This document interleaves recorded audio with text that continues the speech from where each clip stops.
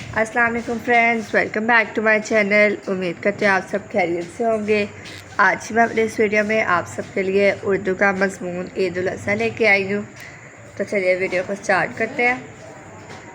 सबसे पहले हम इसका इंट्रोडक्शन पढ़ेंगे। तारुफ़। अज़हा कुर्बानी के जानवर को कहते हैं, लिहाजा ईद उल अज़हा का मतलब हुआ कुर्बानी की ईद। इसे बकर ईद भी कहते हैं। बकर के मायने गाय के हैं। चूँकि इस दिन गाय की कुर्बानी भी होती है, इसलिए इसे ये नाम भी दिया गया है। ये ईद कमरी साल के आखिरी महीने ज़ुल्हज की 10 तारीख को मनाई जाती है। हज़रत इब्राहीम अलैहिस्सलाम अल्लाह के बरगज़ीदा पैगम्बर थे। आपने एक रात ख्वाब में देखा कि आप अपने बेटे इस्माईल अलैहिस्सलाम को अल्लाह की राह में कुर्बान कर रहे हैं। अल्लाह ताला ने ख्वाब में इसे हुक्म दिया था कि अपने बेटे को मेरी राह में कुर्बान करें, और ये ख्वाब मुतवातर 3 दिन तक आता रहा। चनाचा हज़रत इब्राहीम अलैहिस्सलाम ने इस ख्वाब का ज़िक्र अपने प्यारे बेटे हज़रत इस्माईल अलैहिस्सलाम से किया तो उन्होंने फ़ौरन इरशाद बारी ताला के सामने सर तस्लीम खम किया।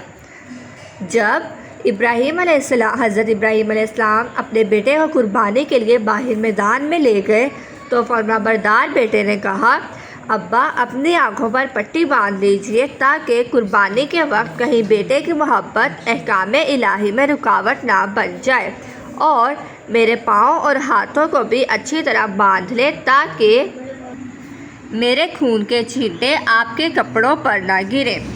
आपने ऐसा ही किया, लेकिन हज़रत इस्माईल अलैहिस्सलाम के हलक पर छुरी रखकर चला दी। ये हज़रत इब्राहीम अलैहिस्सलाम के लिए बड़ी आजमाइश थी, जिस पर आपने मुकम्मल अमल किया। पट्टी खोली तो देखा कि बेटे का एक बाल भी छुरी ने नहीं काटा। अलबत्ता बेटे की जगह अल्लाह ताला ने अर्श से दुम्बा भेज दिया था जो ज़िबा हुआ।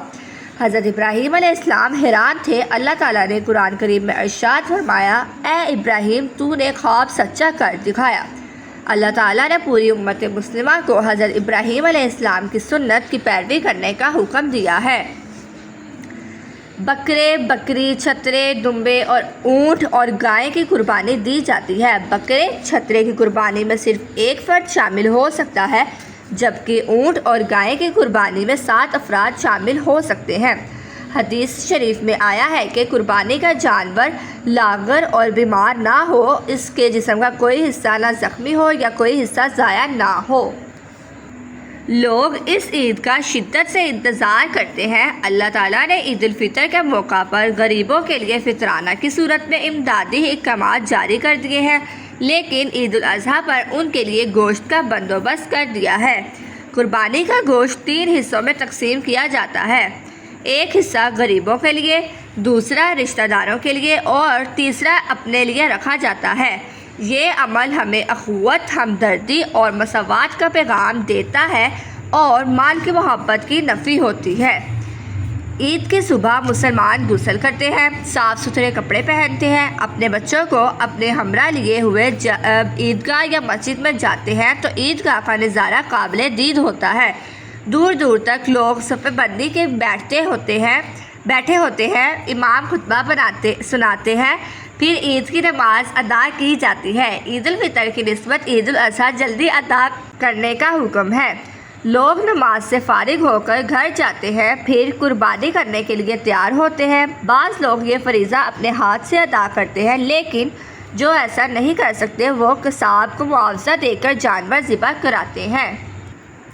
ईद की सुन्नत में कई हिकमतें और भेद पोशीदा हैं। मसलन जानवर पाल कर या ख़रीद कर अल्लाह की राह में कुर्बान करने से अताते खुदावंदी का जज्बा उभरता है। कुर्बानी करने से इसार का जज्बा उभरता है। माल की मोहब्बत की नफ़ी होती है। गरीबों की इमदाद होती है। रज़ाए इलाही का सबक मिलता है। अल्लाह ताला की रज़ा हासिल हो जाए तो दुनिया आखिरत दोनों संवर जाते हैं।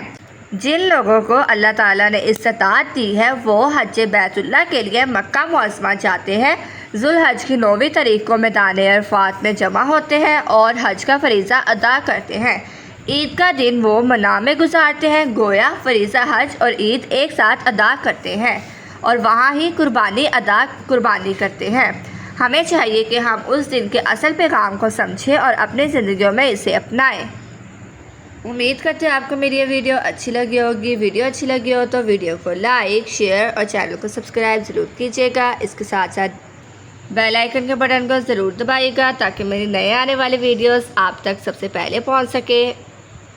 میری اگلی ویڈیو آئندہ تک اپنا خیال رکھیے گا. اللہ حافظ.